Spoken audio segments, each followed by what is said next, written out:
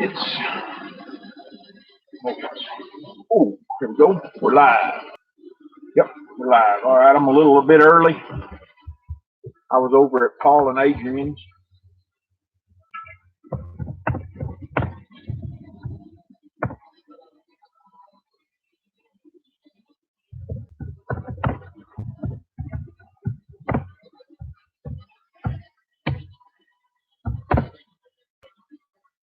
All right. Oh, let's see. We got two people on. Make sure everybody checks in. Got three people on. That's cool. Checks in, gives us a thumbs up. So tonight we're going to be talking about Happy Prepper. I just wanted to stop in and say hello. Yeah, I was over at Paul and Adrian's channel and didn't know they were doing one tonight, so I took and popped in over there and then back. Paul and Adrian's off grid farming. They've got one going on too. I'm gonna have to coordinate with them next week. But we're talking tonight about expectation versus reality when it comes to homesteading and particularly off grid. And I'm going to preface it tonight by saying that there are some people out there. Their situation. All situations are different. There are some people out there who can do everything they want. They can take and they've got the means, and that's awesome. Homestead Oz jumped over from Adrian and Paul.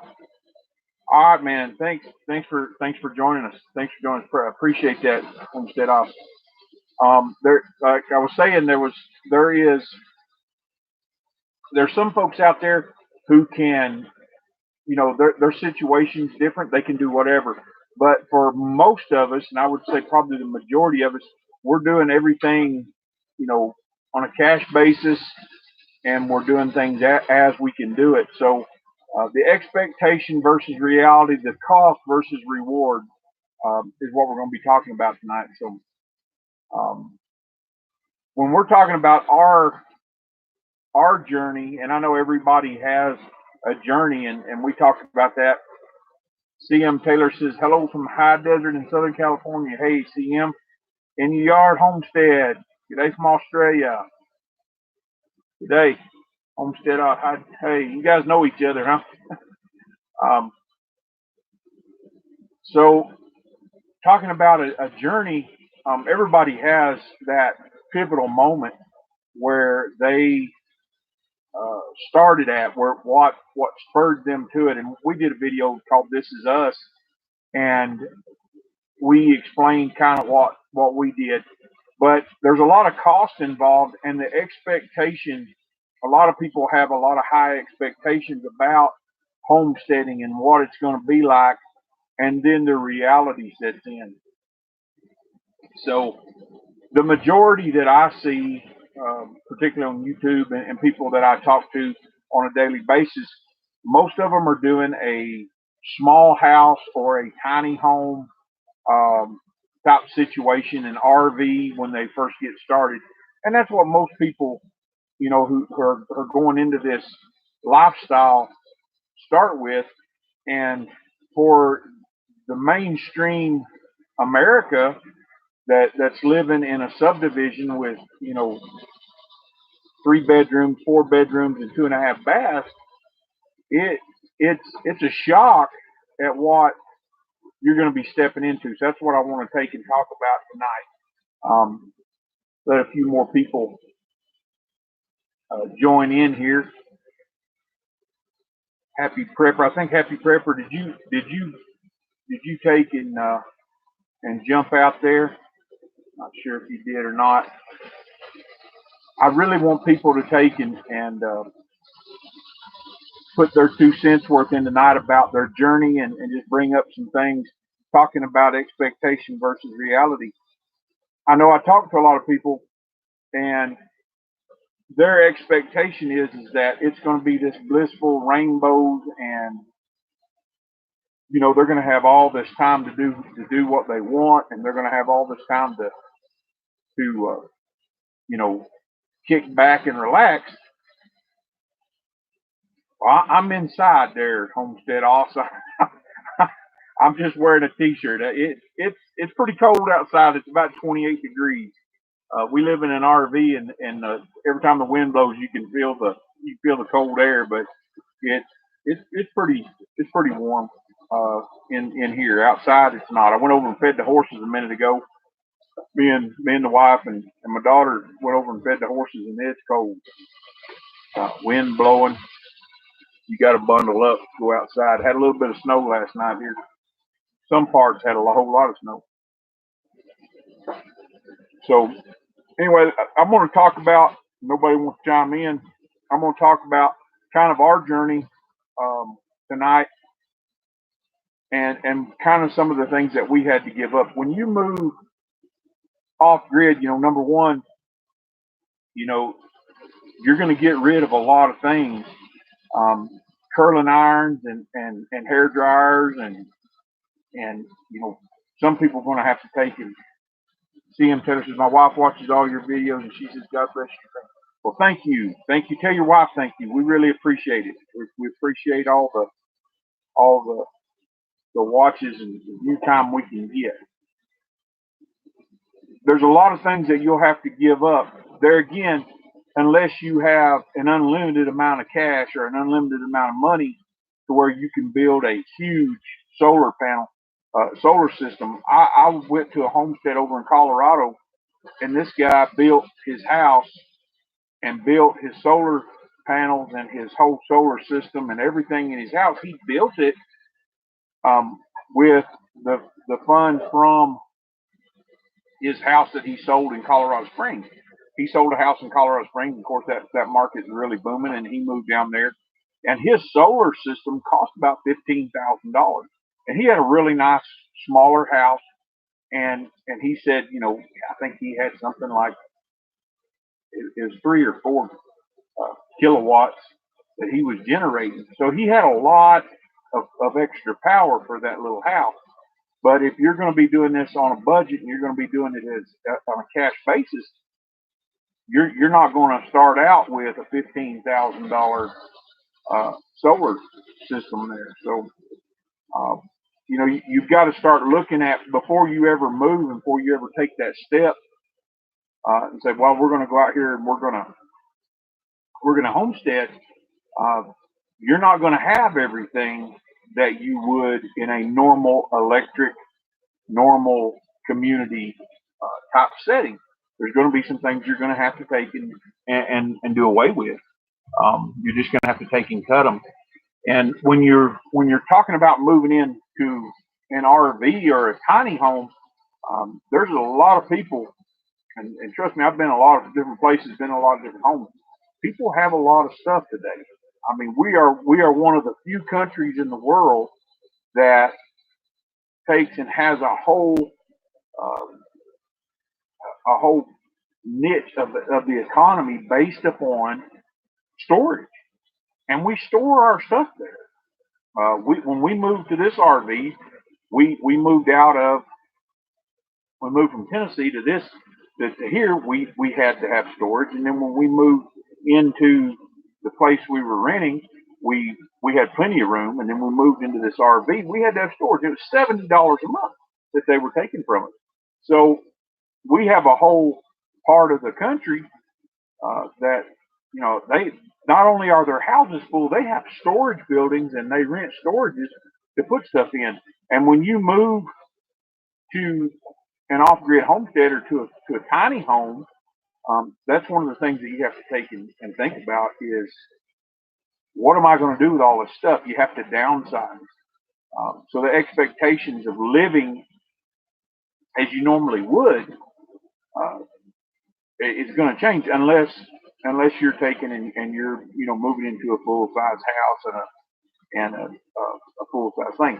The thing that I think about more than anything is when you're on homestead, you're not in your house a whole lot.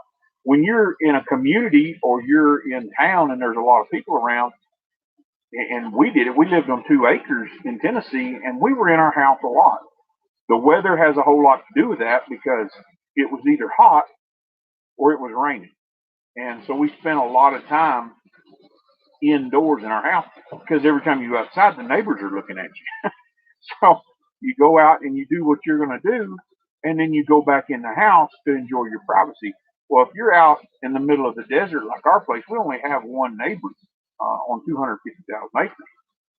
So you're going to spend a lot more time outside, not just uh, not just taking and doing things, but also um, taking and just enjoying the outdoors and enjoying being outside and not have your neighbor that's 300 feet away from you staring at you and wondering what you're doing. We've got a few other people that joined in. I wondered who come on board. Make sure you guys say hi so I can give you a shout out. You got channels. Everybody check out each other's channels. We're all just trying to help everybody out. If anybody's got anything to say about expectations versus reality, what are some of the realities? What are some of the expectations that people talk about? What you had? Um, we lived off grid. A lot of you know that follow us, and a lot of you know that joined our last live chat. We lived off grid 20 years ago, so we kind of knew what it was going to be like. And there again, everybody's situation is different. It's not it's not going to be the same, and each of them are different. And that's why I wanted to get everybody's um, opinion and everybody's 2 cents worth. And the live chat tonight's kind of calmed down a whole lot. So last time I had so many comments, um, I had a hard time keeping up with them. So y'all chime in anytime you're ready.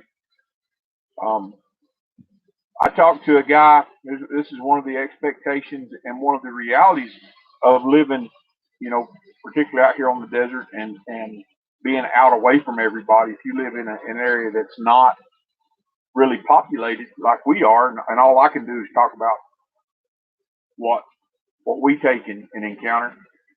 I talked to this guy, and he wanted to move way out into a rural area where there wasn't a whole lot of people because the land was cheaper, the houses were cheaper, but his wife wanted the social structure of being really close to town. She wanted to be involved in everything. She wanted to be um, right in the center of what was going on. So there was a conflict there. He wanted to move way out. She wanted to be right in town. She wanted to be able to run down to the dollar store, you know, every 5 minutes if she wanted something or needed something, and he wanted to move out there. So the reality is, for us, we're 30 minutes from town, from any type of store.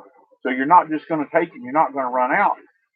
And we're over 3 hours away from any friends or family other than our close neighbor that we know of, that we would spend any length of time with. We've gotten to know our neighbor, and he's a really good guy.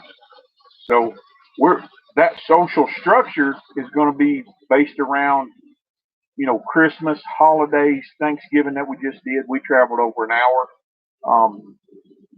to go have Thanksgiving dinner with Polly's family, and it was good, but it is our drive. If we were down on our homestead, it would be almost 3 hours, 3.5 hours. So the reality of it is that when you move off grid, you move out there, um, you're not going to have that social structure, and people are not going to want to come visit you. we found that out. We had to throw big birthday parties or have a big event. When we lived on a ranch, and there was community around, but none of our community was around. We had some neighbors, and there was community around, but nobody that we really had a close relationship with, and they wouldn't drive. And we weren't that far away. We were within an hour's drive of everybody, but they wouldn't take the time out to come out there to see you unless you were throwing something big. So that's a reality right there. In one of our videos, we did a talk about just getting out and seeing the community and seeing what was available. Homestead also says, yes, you have to make your social life on a homestead. Predominantly, we are 30 minutes from town too. 30 minutes, we've always lived at least 30 minutes from town. CM Taylor says, we grow our own vegetables in the desert. When we speak to people in the community, they don't believe it can be done. It can't. Yeah. Um, we've had a lot of people look at us weird. And that's a stigmatism before you ever get, when you make that leap, when you've made that decision, you're going to make that leap and you're going to go out there and you're going to go do your dream. You're going to go work your plan. You're going to face opposition. That's another aspect. Don't expect everybody to be on board with you. Happy Prepper, giving a shout out there. Um, don't expect everybody to be on board with you. In fact, any kind, and that's with any dream. But if you're going to go off grid, if you're going to go out into the desert, if you're going to go do something that other people have never done, don't expect everybody to jump on board and pat you on the back and say, "Woohoo, boy, we're good there for you." Volunteer. I live in the high desert of Northwest New Mexico and trying to learn how to garden out there. There's a lot of good channels on here, Holland Heroes, that can help you with that. We talked a lot about that last week, the different types of growing because it's different than it is in other states. Um, we talked about oyas, we talked about sunken beds, we talked about underground uh, greenhouses, we talked about a lot of those different things. And you can do a lot of research. And my email is on our channel. Feel free to email me if anybody has any questions or anything like that. Feel free to email me. I will talk. I will do everything I can do. And if I don't know a question that answers a question you have, I'll take and I'll send you to the person that does. I'm all about helping folks out. That's what we're here for. So don't take and hesitate to drop an email, and we can sure take and maybe we can do some interviews, do some live chat, stuff like that. So um, cost versus reward, I'll take it and do that. There is a lot of cost involved in uh, not just monetary cost, but there's a lot of backbreaking work. There is a lot of emotional cost versus the reward. There's a scripture in the Bible where Jesus is talking to some people, and he says, "A king doesn't go to war until he's counted up the cost. A man doesn't build a tower until he's sat down and he's counted the cost and he knows he's got enough money to finish it." Basically, what he's saying. Because if he doesn't and he gets halfway finished, then he finds out he ain't got enough money to finish. Everybody's going to laugh at him. He's going to be a laughing stock. And I've seen a lot of people run out, even in eastern states. Holland's Hero says, I just pulled a garden tub into my guest bathtub, but I don't know what I can plant in it for such low light. Any ideas? Want to grow something for my chickens. There's a lot of greens. Kale grows really good. It's a cold weather growing, and it's got a lot of protein, a lot of iron in it. Great to be alive. Okay. Shout out there to AB's Kitchen Recipes and Vlogs. Holland's Heroes. To get back to Holland's Heroes, greens, kale, any types of those things will grow if you've got some good light, um, if you've got fairly warm temperature. It doesn't have to be hot to grow kale and to grow those types of greens.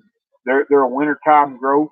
Winter wheat will grow just about any time of year as long as the seed germinates. If you can get the soil temperature up to around 48 degrees, winter wheat will grow. So that's a really good thing to feed chickens. Chickens love winter wheat, and you can grow it up and cut it off and feed it to them, and it will continue to grow. Winter wheat will until it reaches its maturity and gets stalked. We used to use it for a cover crop. We would sow it in the fall. It would grow up during the winter, and then we would turn it under and add nitrogen and nutrients to the soil. So you can grow that just about anywhere, as long as you can get that soil temperature up. Right at 50 degrees, y'all, is where that 48 to 50 degrees is where seeds germinate. So just a little FYI tip there. So we are talking about expectations. I covered again expectations versus reality. Does anybody have, an expectation that they had that wasn't the reality? Uh, does anybody have a cost out there? It cost you more, or you didn't count the cost versus the reward. That's what I was talking about earlier. When you have all this hard work and you go out there, one of the key things that I will tell you in a marriage is with your with your spouse, and you're going to drag your family out there. In order to do it, our neighbors called the city on us and said if it was overgrown when the city came, we couldn't stop them from growing their own food. Are you CM? Are you in town? Are you in a neighborhood, or where are you located there? Most of the people I know don't have neighbors closer than a half a mile. Um, your spouse and your kids got to be on board. If they're not on board, it's going to be hard because the workload. You have all these expectations. I'm going to spend a ton of time with my family. We're going to go out here and it's going to be Shangri-La. And then you go out there, and it doesn't matter whether you're going to the desert or you're going to Missouri or Arkansas or North Carolina. If people who are plugged into the system, plugged into society, and are ruled by society's rules, when you start going outside the norm, if they're not on board with you, you're going to have a lot of problems. You're going to have a lot of strife. You're going to have a lot of conflict. And most of the workload is going to fall on one person. And yeah, there may be, everybody may benefit, but if they're not on board and their heart's not in it, it's going to fall on one person, and then you're going to have a lot of strife and a lot of conflict. So you really got to take and count the cost. Sit down, talk to your family, see where they're at. See, particularly if you have, older children.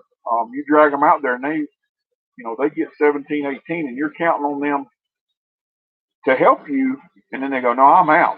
Then that can really take and cramp your style. I live in the outskirts of Victorville. CM Taylor. Okay. Holland says, CM Taylor, we go out to Apple Valley for the holiday. I don't know where Apple Valley. I know where Victorville's at. I'm not sure about Apple Valley. So the cost versus reward, there is in everything you do. You have to take and you have to count the cost of it. I was talking to some people, and they're going to move to Missouri, and they live halfway across the country, and they've got tuberboards, and they've got pipe, and they've got metal, and they've got all this stuff, and they're talking like, oh, we're just going to load it up and we're going to take it to Missouri. Well, it's great that those things are there, and it's great that you have them, but if you're going to move halfway across the country to Missouri, there's other pipes, there's other tuberboards, there's other resources in Missouri. The cost of dragging it all that way is going to be outrageous. And the same thing goes for personal items. When you start talking about whatnots and family heirlooms and all this stuff, and you're going to drag that all the way across the country, or you're going to drag it to a homestead, and you're going to drag it to a little tiny house, or you're going to drag it to an RV, what are you going to do with that, and what's the overall cost? I always tell folks, you got to take and start with a dream. You got to have something that inspires you. And then when you have a dream, you got to take and sit down and you got to draw out a plan. And that plan involves the cost and reward. If the cost of it outweighs the reward, then you might want to take and back up on that particular part of it. And once you have a plan, you got to work that plan. You've got to work it. It's just like us. We bought and I'll do a video on it. I haven't had one yet. We bought a little old $200 10 by 17 portable shed. We were renting a storage. It cost us $70 a month. That $70 a month, we've had that storage for 5 months now, I think it is. And my husband and I are debt free. Holland now. We're trying to figure out where to live. Still hard to leave this area because we love the climate, but we wonder if it wouldn't be cheaper like in Ozarks. The Ozarks, Holland Zeros, the Ozarks are a good place. It's really good, but the weather. I'm just going to tell you, anybody who hasn't spent any time in the South and doesn't know anything about the South, it's humid. The trees hold the heat even after you go to bed. We're here on the desert, and it can be 100 degrees during the day, and at night it's going to get down to 65, sometimes 60, sometimes colder. You can open the windows and it's cool at night. You're not gonna get blistering hot. So and there again, I think are you moving from California, Holland Zeros? If you're moving from California, you got to figure out the cost of that move. You got to figure out what it's going to cost you to get out there, and the reconnaissance. Right, and I love that. Yeah. No, you're in northwest New Mexico. There's a lot of cheap land in northwest New Mexico, in Austin, California. Okay. There's a lot of cheap land in northwest New Mexico. If you go Rama, there's a lot of cheap land out there. I've been seeing some pop up, and there's a lot of sources. And I didn't mean to go this direction, but I get to rambling.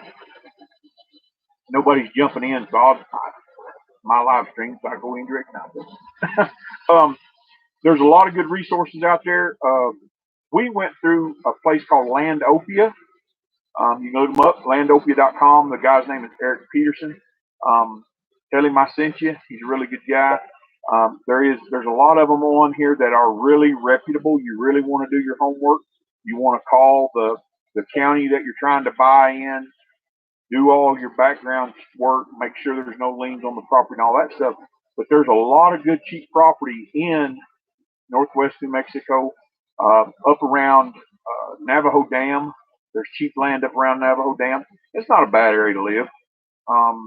Northwest New Mexico or northeast Arizona, a lot of good land up in northeast Arizona.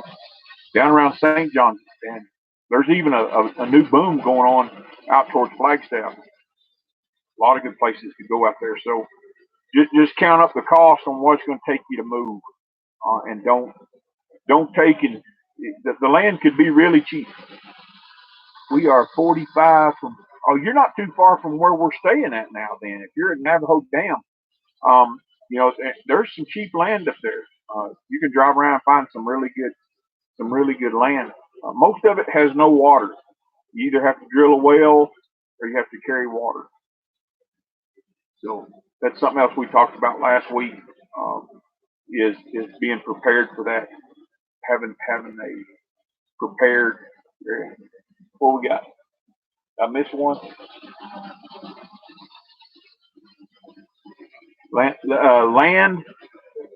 Landopia. Let's see here. Landopia.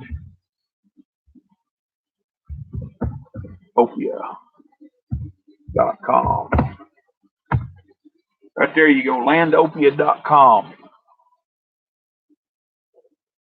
I know he's got property in Arizona, and he's got property. That's who we went through. He's real reputable. I would take, and our neighbor bought property from him. Has been there for 3 years. He's really reputable. He's got a 5-star rating from the Better Business Bureau, and he's actually out of Nashville, Tennessee, but he buys land all over the country. So anyway,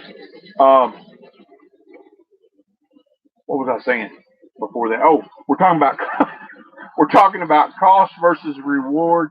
we're talking about expectations um, versus reality. The realities of living off grid, um, with water being, you have to haul water. If you're going to have livestock, you're going to have to haul a lot of water. Like our friends over at Big Sky at Night, Steph and Dudley, they have a well. They bought their property with a well, so they didn't have to take and drill a well, but they still have to run off of a generator and solar. So all those things are inconveniences. When you're used to going out, flipping a switch every day, when you're used to taking and getting in your car and it taking 5 minutes to go get a Big Mac, when you're used to all the conveniences that are in a city type, community type, suburbia type area, when you move out to the country, if you're going to find cheap land, I guarantee you it's not going to be in town. It's not even going to be right outside of town. It is going to be out where there's not a lot of infrastructure. There's not a lot of amenities. There's not going to be a lot of stores. So you have to take and you have to count those out. See, I'm Taylor. We're looking in either West Virginia or north part of Maryland by Pennsylvania border. You really got to watch your codes and your zoning there. I don't know what your plans are.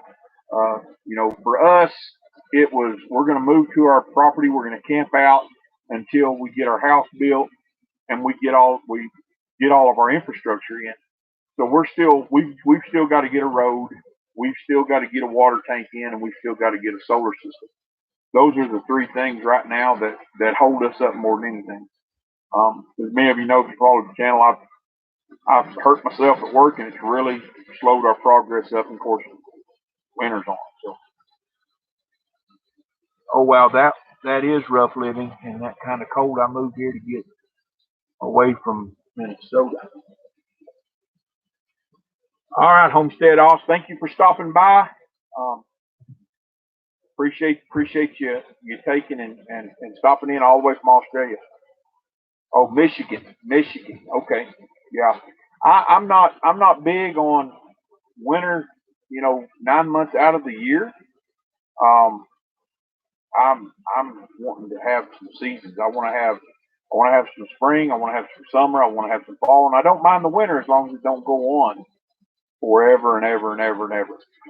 Um, and if you move off grid or you move out into an area where you don't have accessibility to things like gas, propane, out here, propane, they'll pretty much deliver it just about anywhere you're at. And you can always haul it yourself. But if you don't have access to that, most concrete companies won't even come to our homestead. They won't even come down our road. Um, I've already talked to several, and they won't even come out there. If we're going to mix any concrete, we got to do it ourselves. Lumber yards will not deliver down our road because it is a dirt road. It is way out in the middle of nowhere. Or it's going to cost, you can pay some extra and it's going to cost you an astronomical amount, more than it would if you hauled it yourself. So some of those things you've got to look at, and then you've got to look at how am I going to heat this house? How am I going to heat this RV if I can't get access to some of these things? And most people today don't even think about it. They don't think about their heat until it goes out. Most people have a gas furnace with a blower or an electric furnace with a blower or a central heating area unit. And they don't think nothing about it until the lights go out. Oh, now we're freezing. The folks got to go, looks like. They're taking off there. I appreciate y'all stopping by, for sure.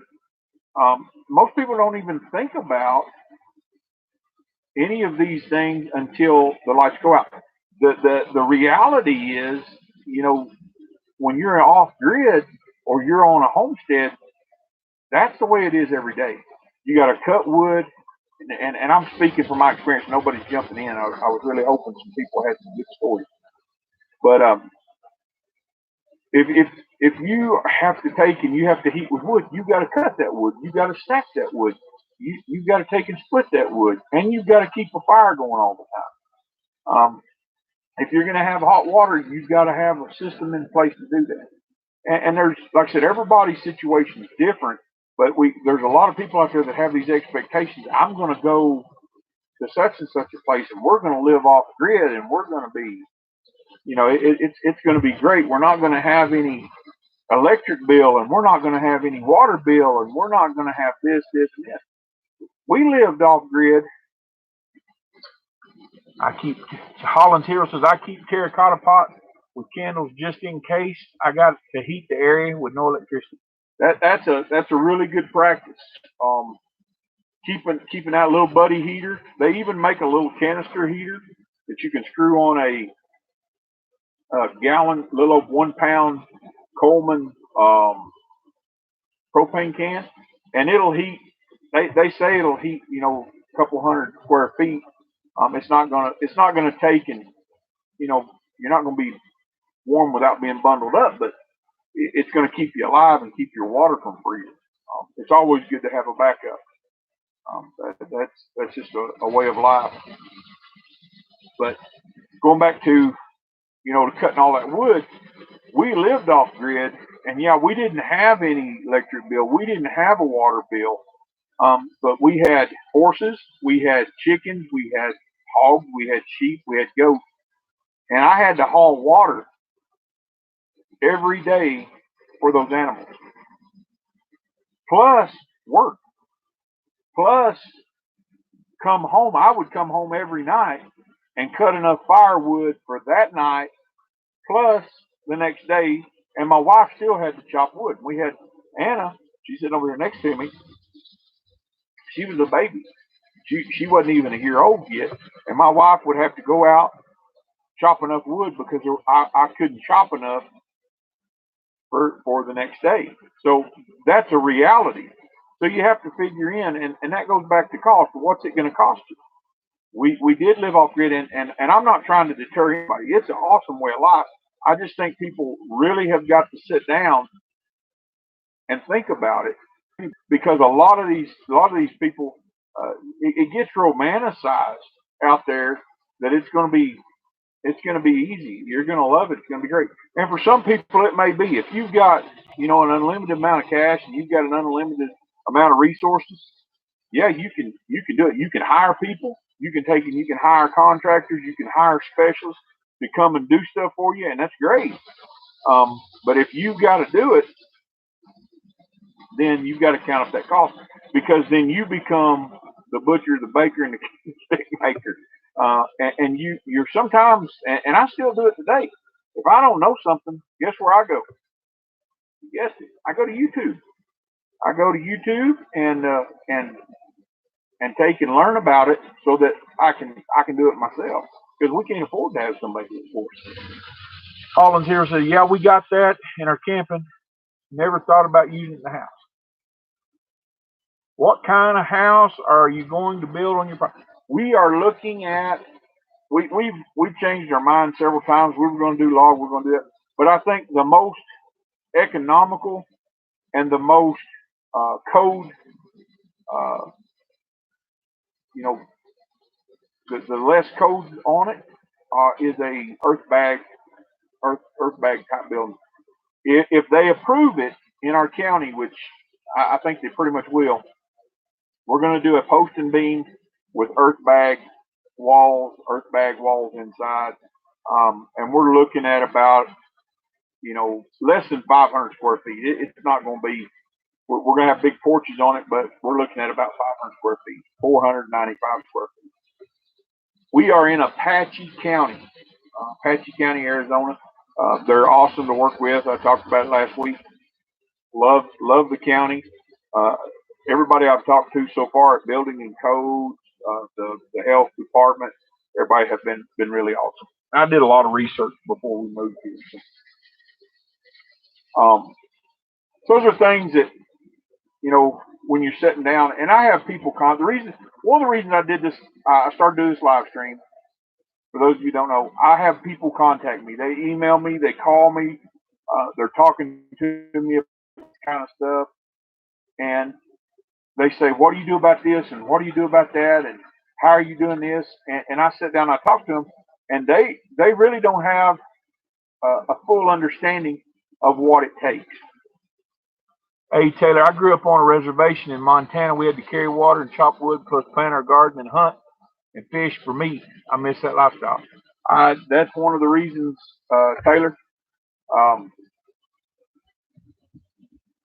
uh, that we're getting back to. I love to hunt. I love to fish, and the subsistence lifestyle is a good lifestyle. It's a healthy lifestyle. It keeps you active. The food that you're going to take and plant, the food that you're going to take and harvest is going to be better for you. Um, Volunteers, did you see the mystery? Yeah, I talked to Jim, and he actually sent me the link to where he got those bags. So I've already sent them an email. Um, Earth bags pretty simple. I told everybody last week I've been a fan of My Little Homestead for I guess ever since they started, and I really love their earth bag structure. Mine's gonna be a little different because I like the post and beam structures. But are they expensive? No. Um, earth bag houses are not expensive. You're basically looking at using the resources that you have on hand. Now, the way I do it, you're doing a post and beam. Um, mine's going to have posts. It's going to have rafter system, and then I'm going to stack my earth bags in between my posts as I go, and that's going to give me a good solid good solid roof structure. And I built a lot of post and beam barns, so that I know I can do fairly easy. So it's not as expensive as building a stick built home. Unless you're buying, like a tiny home or something like that already made. And that goes back to cost versus reward. We're going to build this ourselves with cash. We're not going to go out there and borrow money. We're not going to take and go in debt to build a house. We're going to build it as we go. So for us, it's going to be less expensive because we're going to be doing the building, and we can outsource. We can take and find material, special deals on material. We can take and we can go shop around because we've got longer time to do it. We know how to camp out. So I'm going to watch you closely when you get to working on that. We might want to do that too. Yeah, and Jim and Jessica will have theirs up on the. Go over and check them out on the Green Dream Project. They'll have theirs up and going long before I do. I'm still recuperating from this injury, so we're gonna have a while before we get that done. Like I said before, I've got to put in a road, water tank and solar, and then we got to do septic, and then we're going to start building our house. Those are, and for those of you who don't know, seeing how we're not on topic anyway, I'll just go ahead and cover this. The first thing that you have to do is get a 911 address. It doesn't matter how much in the boonies you are. If you're going to get a local PO box, ours is 30 minutes away, you have to get a 911 address. Once you get a 911 address, then you can go and you can get your septic permit. Now, in some counties, down where Jim and Jessica are at, down in Cochise County and some of those counties, you can opt out on your permit, but you have to get some type of septic in place. Once you get your septic permit, then you can put your septic in, and after you get your septic passed, it's covered up, you passed all of your inspections, then you can go on and get your building permit. Now, your building permit, your plans have to be approved by the zoning and building. I think it's called in Apache County. It's called development, zoning and development. So the building inspector has to pass that. So then you've got on top of that, if you're doing anything with code, your plumbing and electrical, of course. And in Apache County, they have a solar code also. We probably will not have that because the system that we're going to be using is going to be so small. It's not even gonna matter. But when I get that bridge off, I'll cross it. So first is your 911 address, then your septic permit, get your septic in, and even if you're camping, you need some type of septic in place. And then from the septic, you can go on and get your building permit. That is the process there. So uh, anybody needed that information, but I went ahead and run that. And in some counties, like if you go east and you go out in more metropolitan areas, they're going to want to do a perk test. In the desert, everything's pretty much perk, unless you're in a swamp. There's not very many swamps in the desert. So when you sit down and you start planning that out, that's part of your cost versus reward. If you can buy a place that's already set up and already has a house and already has a septic in place and already has a well in place, man, you've got to look at the cost of that versus you doing it yourself. And if you've got a good chunk of money, if you've got enough, and some people can take and they can sit down and go, okay, I'm gonna borrow this much money because I get this much reward. I get a house that's already built. I get a septic that's already built. I get all that's already there. So Holland's here says, if you have a swamp here, you have a problem. There are some wetlands, that border. New Mexico and Arizona are pretty cool areas because you can have mountains and desert, and you can have all different kinds of things in just a little stretch of country. I love this country. I love the desert. So talking about expectation versus reality, cost versus reward. Um, you have to take and count up the cost. You have to see what kind of reward you're going to get for it. I have no problem living in a camper. I have no problem living in a smaller house, a smaller building, camping out while we build our house. My biggest thing, just talking about emotional cost versus reward. I have to see progress. If I don't see progress, then I get bogged down because I want to see things happening. If it's a little bit of progress every day, then I'm pretty good. I'm pretty good. But if I get to a stalemate and things are not happening and I'm not getting anything done and finances are not like they should be, then I get bogged down because man, I want to see something happen. And all those things you have to take into account. Expectation versus reality. Sitting in a house in that has electricity, that has indoor plumbing, that has a central heat and air unit, cable TV, and you're sitting there watching somebody on YouTube, you think, man, I'd really like to do that. It's really easy to daydream. It's really easy to take because I've done it. I know. We lived that way, and then when we were back in Tennessee, I was sitting there in a fully furnished house with electricity and running water. We had wood heat, but we had all the amenities. It's real easy to sit there and daydream and go, man, we could do this, we could do that, and we could do that. But the reality of it is, when you go to do it, it all falls on you. Um, it's going to fall on you and your family. So you have to. If I have any advice for anybody out there that's looking to go off grid, that's looking to go into the homestead line, and this is one of the things that I really want to do on my channel and help folks with and show them our journey. One of the reasons I want to show our journey was it hasn't been an easy journey if anybody watches our video. It's take baby steps. Take baby steps. Do things small. If I had $500,000, I'd go out and I'd do it big, but I don't have $500,000. We are forced to, because of our situation and how we're doing it, debt free, to do it small.